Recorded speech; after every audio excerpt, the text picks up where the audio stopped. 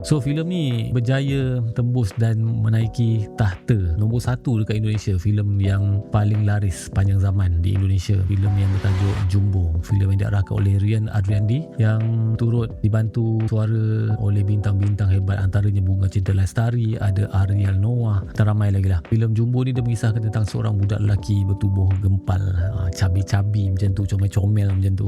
Nama dia Don. Dia ni seorang anak yatim piatu, membesar dengan nenek dia, dan dia membesar dengan satu buku cerita yang ditulis oleh mak dan ayah dia sebelum mak dan ayah dia ni meninggal dunia. So buku ni sentiasa dibawa oleh Don ke mana-mana dia pergi. Jadi macam satu sentimental value kepada Don, dan Don akan ceritakan kisah yang ada dalam buku tu kepada kawan-kawan dia. Setiap hari sampaikan kawan-kawan dia pun rasa macam dah bosan dah, asyik cerita yang sama aja. Si Don ni ceritakan kepada kawan-kawan dia ni lah. Don ni ada impian dia.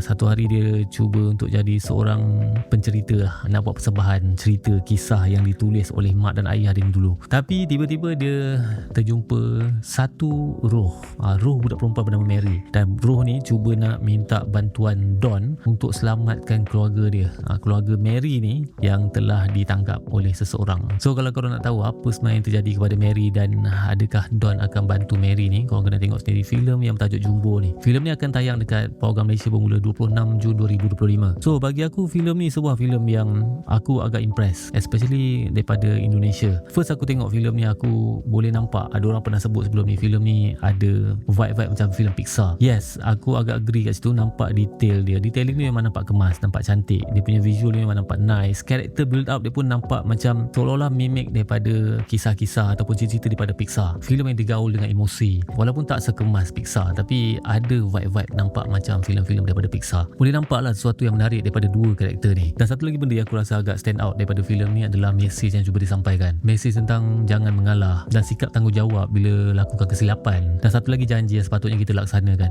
Cumanya bagi aku personally, aku tak rasa filem Jumbo ni akan puaskan hati semua orang, especially kanak-kanak. Dan banyak part-part dalam cerita ni yang bagi aku agak dragging, yang buatkan cerita ni terasa macam agak membosankan. Filem ni terlalu fokus dekat plot, dekat konflik, yang buatkan part-part yang sepatutnya akan buatkan kita rasa terhibur, rasa seronok tengok filem animasi. Benda tu agak missed out sikit. So kepada korang yang nak tonton filem Jumbo ni, korang boleh tonton filem ni, akan keluar dekat program Malaysia bermula 26 Jun 2025. Dan macam biasa, rating aku untuk filem Jumbo ni korang boleh tengok dekat website Kotak Nyaman. Dekat sana korang pun boleh bagi review, boleh bagi rating untuk setiap movie ataupun series yang korang dah tonton. So nak tanya dengan korang, apakah impian korang masa kecil dulu, dan adakah impian tu dah terlaksana?